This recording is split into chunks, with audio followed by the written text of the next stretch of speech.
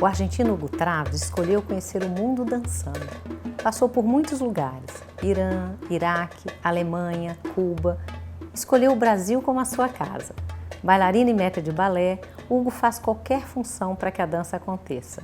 Conhecido por todos como uma figura alegre e cativante, deixa saudades por onde passa.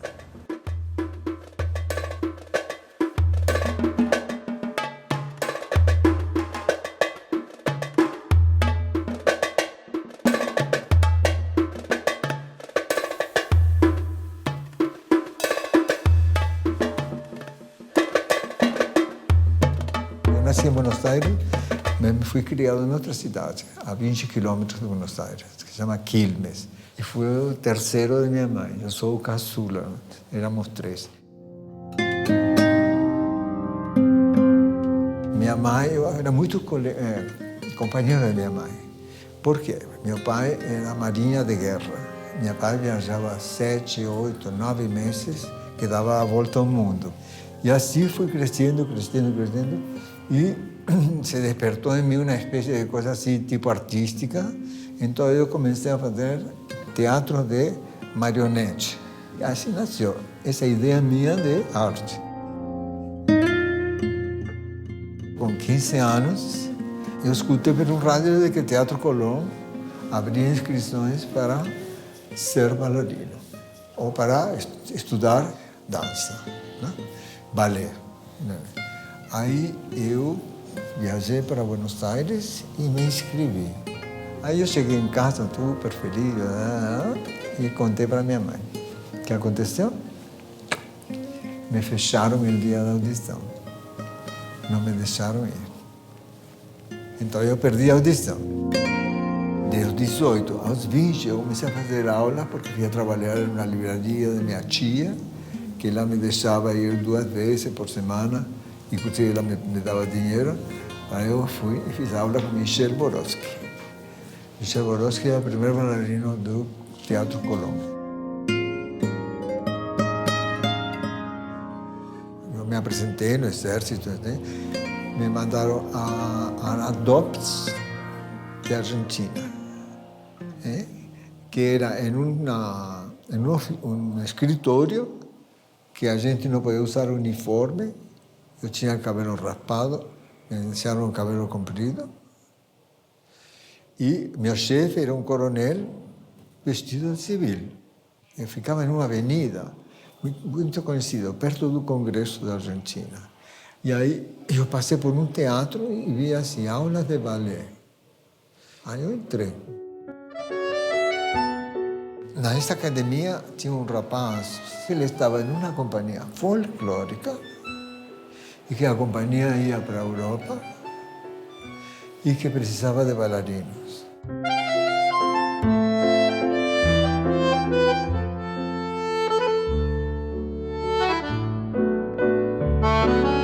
Todo o grupo era balé folclórico, El Chúcaro e Dolores. E entrei nessa companhia. Não ganhava 1 centavo, nem 5 centavos. Mas assim, eu comecei a trabalhar e como eu tinha muita facilidade, muita memória, eu aprendia todas.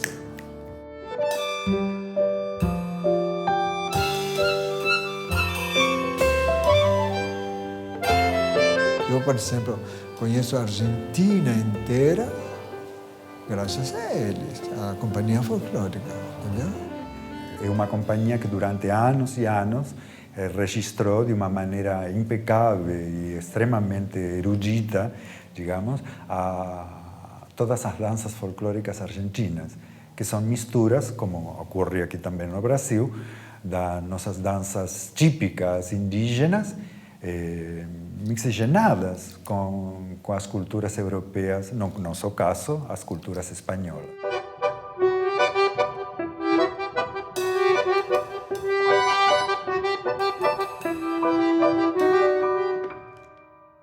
Fazia várias aulas, porque eu, quando tinha tempo, pulava para uma aula, pulava para outra. Eu estudei com uma bailarina do Colón, chamada Ida Mastrassi, 2 horas sem piano, só com ela, com um taque. Então, aí a gente se perfeccionava as coisas. porque era sim ou sim. Não era sim ou não, sim ou sim. Entendeu? Porque era exigente. E aí, bom, e aí foi até chegar no Ballet de Cuba.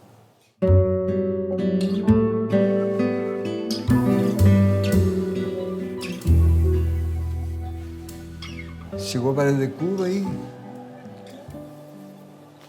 caríssimo na época, né? Aí, na saída, eu naquela época, era meio bobão, recorria autógrafos dos artistas. Aí fui atrás do Teatro Colón. Dois rapazes vieram a conversar comigo. Falaram, você é bailarino? Sim, assim, né? Imagina, para mim eram assim, figuras da dança. Entendeu? Então, assim, aí eu falei assim, e você ia fazer aula com a gente? Eu falei, tudo bem. Eu fui, éramos 2 ou 3 convidados, que eu não sabia também quem era quem. Alicia sentada lá, Alicia não estava fazendo aula. Quando estava me trocando, chega um crítico de dança famoso na Argentina, na época, fala assim, não se troque. Falei, por quê? Ele falou, porque a Alicia quer falar contigo. Eu quase desmaio. Aí eu falei com a Alicia falou assim, gostaria de dançar com a gente? Eu falei, claro, é meu ideal, né? Enrique e Laura Alonso subam com o Hugo para lá em cima, que ele tem que aprender as chardas para hoje à noite. Aí eu falei, hoje à noite? Ela falou, sim, é as chardas do lago. Quando eu entrei no terceiro acto, no Teatro Colón, é imenso, você conheces? Aquela boca preta, assim, enorme, assim, me deu um frio na coluna. Assim,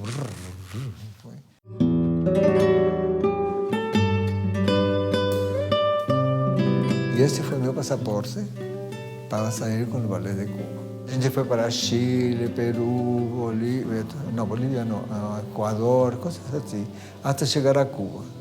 E hoje me lembrei que quando a gente chegou a Cuba, o Fidel mandou para todos os homens uma caixa de madeira cheia de charutos e as mulheres uma orquídea.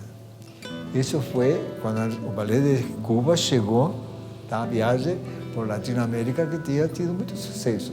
Um ano e meio, quase 2 anos, morei em Cuba. Aí a gente recebeu um convite para ir à Rússia. Fomos convidados à China e ficamos 3 meses na China. O Ballet de Cuba e a Ópera de Pequim junto. A gente dançava, ensinávamos danças latino-americanas para os chineses da Ópera de Pequim e eles ensinavam para a gente danças chinesas.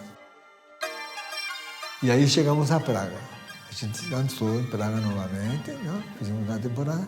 E, no dia tal, a companhia voltava para Cuba. Quando a companhia estava por voltar, Fernando Alonso ofereceu para a gente a passagem de volta para quem não queria voltar a Cuba, que tinha virado país comunista. Então, eu vou para a Europa para ver se consigo trabalho.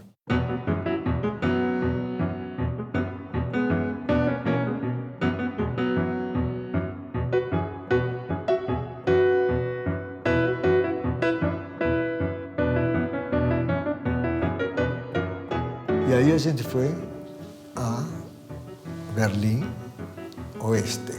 Fomos a parar em uma pensão e ficamos assim, um tempo sem dinheiro quase. Aí eu escrevi para Cuba e pedi meu salário. Com isso a gente fez a comida, porque não comíamos nada, comíamos assim leite com aveia, aveia com leite. Mais ou menos, essa era a combinação. Chocolate, não chocolate. É aí que a pessoa que me mandou de Cuba me mandou também o endereço de Alfonso Catá. E aí Alfonso me mandou uma carta para Berlim, ou um telegrama, dizendo tem lugar no Ballet de Stuttgart. Aí Lázaro e eu fomos para Stuttgart. A gente fez uma aula e falou, tudo bem, vocês ficam na companhia, mas vão estudar na escola. Eu aprendi Adagio da Rosa y Florestan y sus hermanos, ¿entendeu? Hacían Florestan. Y el resto del Lago do Cisne, el resto de todo, estábamos con esa cosa. Y ahí yo dancé con Rosella Hightower, con Nadia Narina, con Margot Fontaine, con Marcia también, con una francesa, Seña Pale. ¿Entendeu? A gente dançava com diferentes, com Yvette Chauvilly. Todas as noites eu dançava Adagio da Rosa com elas.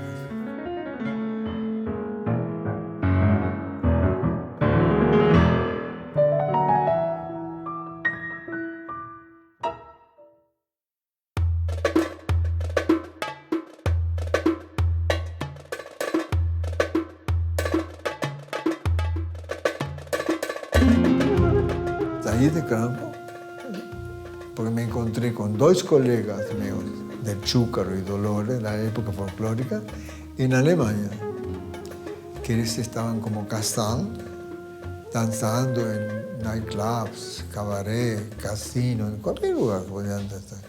Ahí les me ofrecieron si yo quería integrar un trío con ellos. En el 66, a gente viajó para Medio Oriente. Del Líbano fuimos para Irán. Ahí, de Irán, llegó la guerra de 67, tuvimos que esperar. Ahí fuimos para Jordania. A gente hacía una danza latinoamericana. Tenía merengue y mambo. Y él cantaba una especie de canción que era para a gente se poder trocar. Una de las tantas veces yo brigué con mis colegas por cuestiones bobas.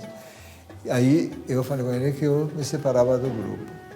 ¿Por qué también? Porque yo ya tenía feito amistades con un grupo que yo hacía aula, que daba aula, y ellos me pidieron de hacer una coreografía. Ahí yo hice un padedé, un dúo, ¿no?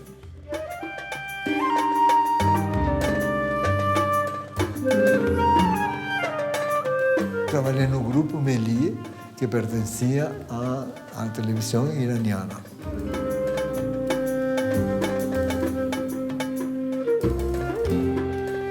Volté para Europa y ahí yo fui para Suecia.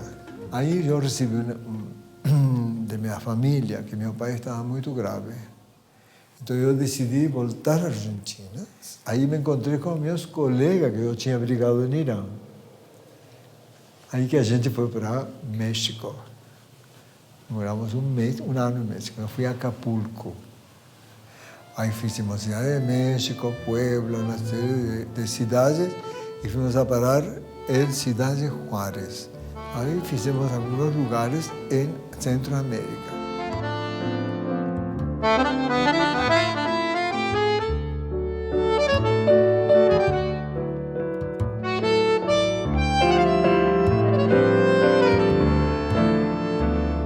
Volté para a Argentina.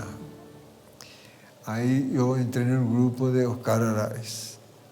E no 74 estreamos Escenas de Família.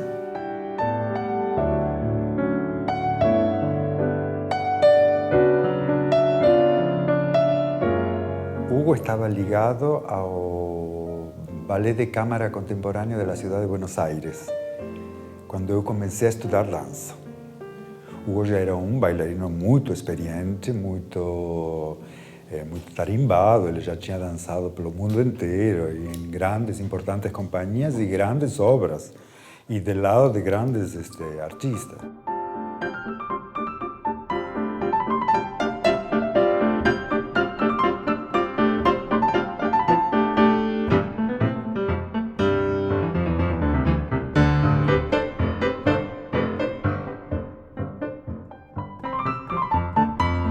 Hugo, com um pequeno grupo formado por Oscar Arais, fizeram, naqueles anos 70, alguns espetáculos aqui no Brasil e participaram de um famoso festival de dança e teatro de Ouro Preto, em Minas Gerais, que foi decisivo para muitas dessas pessoas que vieram juntas, porque alguns deles acabaram ficando no Brasil.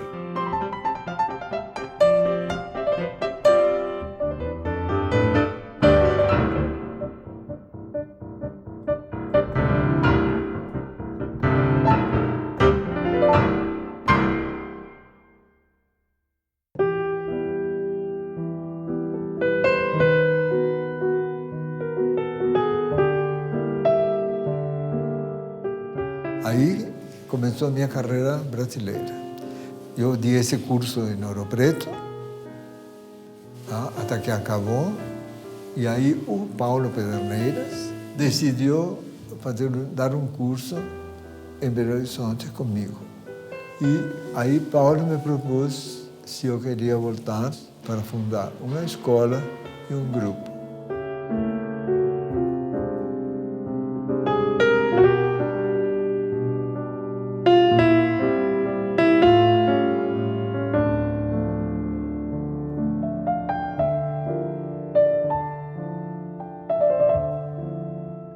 Era tanto trabalho. Eu dava aula na escola, dava aula no grupo, ensinava ao grupo tudo. Em 76, a gente foi a ver a Oscar a Buenos Aires. E Oscar veio com sua equipe. Aí surgiu Maria Maria. A gente estreou em 4 de abril de 1976, no Palácio das Artes, com um sucesso que a gente nunca imaginou.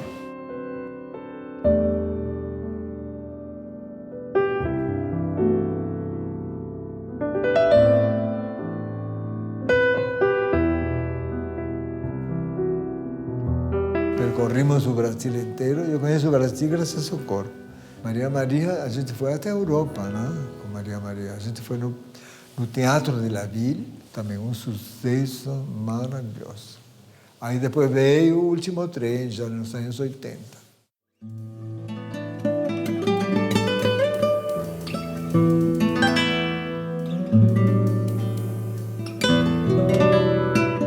Era uma presença muito forte em cena, assim. Ele já era um homem maduro quando eu vi no Último Trem, mas era uma imagem também muito nítida de uma pessoa se movimentando com muita propriedade.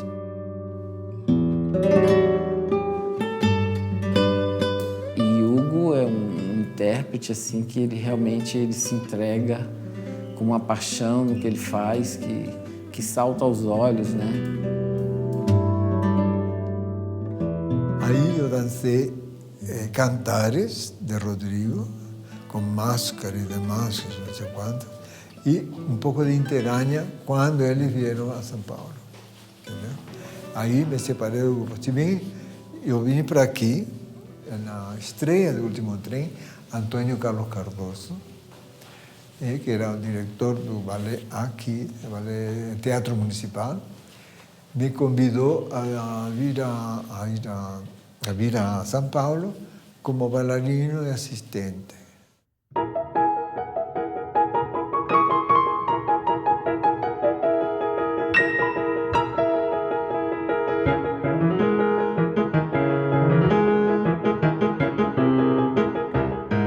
Eu vim para São Paulo a procurar Antônio Carlos Cardoso.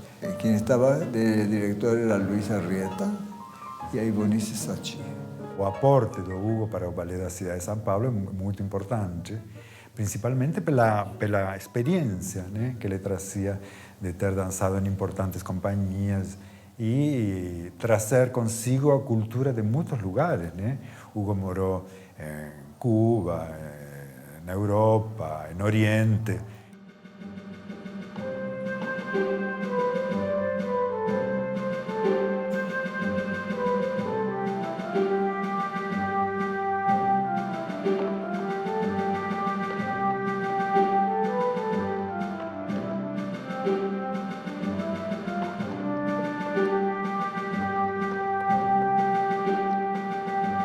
Foi uma pessoa assim, muito interessante, né? Que aparecia um estrangeiro, que fala, né? 6 ou 7 línguas e que já naquele momento ele já tinha uma carreira consolidada, né? Eu estava começando, vamos dizer, dentro da proporção. E então foi uma troca muito grande, não só artística, como intelectual, cultural.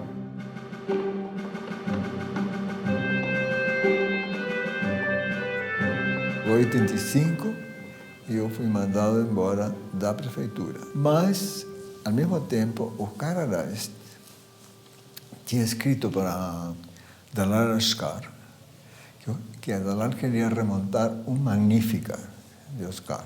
E Oscar mandou uma carta, isso que me queria lembrar, em francês, inclusive. Eu tenho uma carta na minha casa. dizendo que ele concordava se eu era o assistente. E aí fui a trabalhar no Rio de Janeiro como professor e assistente. E aí fiz quebra-nozes, gostei muito, me diverti muito e ensaiava a companhia também. Aí que veio Don Quixote.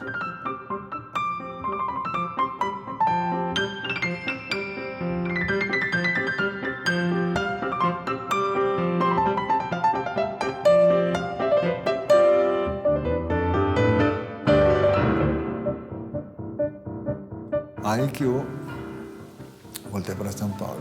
E quando eu fui nomeado diretor do Balé da Cidade, em 1988, o Emílio Calil, diretor do teatro, me disse, olha, eu acho que tem uma pessoa que pode te ajudar muito, que é o Hugo Travers.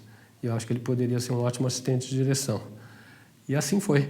E nós nos tornamos amigos, dividimos camarim 4 anos, dividimos responsabilidades, aprendi muita coisa com ele e, sobretudo, me diverti muito com o Hugo.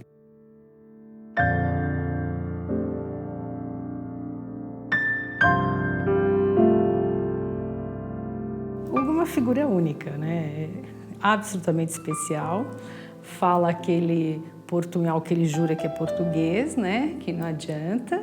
Ele sempre foi, para mim, uma referência, né? Referência de personagem, referência de dança, referência como artista, né? Então, eu ficava emocionada de ter ele como ensaiador. Muito detalhista e muito requintado, né? Então, isso, quem trabalhou com ele soube aproveitar, cresceu muito.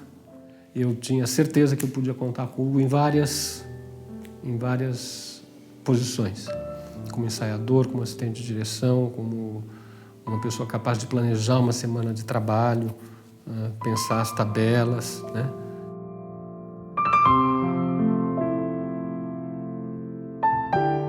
Ele foi professor, ele foi assistente, ele, nas reuniões ele participava do todo em si, das soluções da companhia. E o Hugo acabou sendo uma peça interessante porque qualquer coisa que não tinha uma pessoa para resolver, mas que precisava ser resolvida, chama o Hugo, entrega o problema para ele e ele tinha que trazer solucionado, entendeu? Ele era metódico, sistemático nas coisas, assim, super, né, atento a tudo o tempo inteiro. Assim, hoje em dia ele ainda é assim, né? No balé, esses anos todos, ele sempre é o último a sair também do balé. Cuida dos camarins, bailarino que esqueceu roupa, bailarino que não fez aquilo, comeu, não comeu. Ele tá sempre super atento nisso, né? Ele é um gentleman, né? Ele é um gentleman. Então, as lembranças que eu tenho dele, assim, do tempo que eu trabalhava no Balé da Cidade, que era uma pessoa, assim, dedicadíssima, educadíssima. Entrou diretor, saiu diretor, entrou diretor, saiu diretor, e ele fazendo o trabalho dele.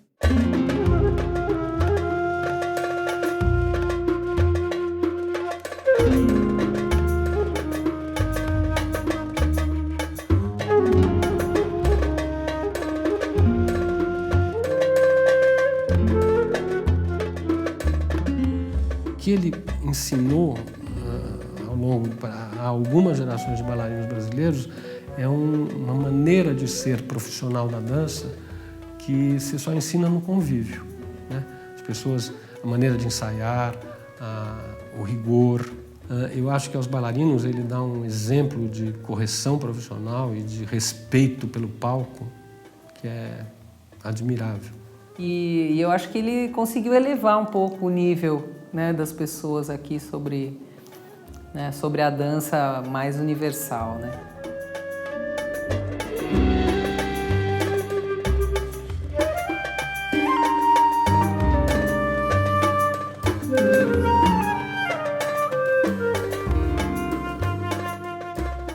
Eu não quero parar de trabalhar, entendeu? Eu estou aposentado pela prefeitura e aposentado pela INSS. Então eu gosto de trabalhar, porque se você trabalha, sua mente vai assim, tac, tac, tac, tac, tac, tac. Por isso eu quero aprender japonês, para pelo menos que minha cabeça não se murche. Mas dança é uma carreira que até o dia de hoje eu faço aula.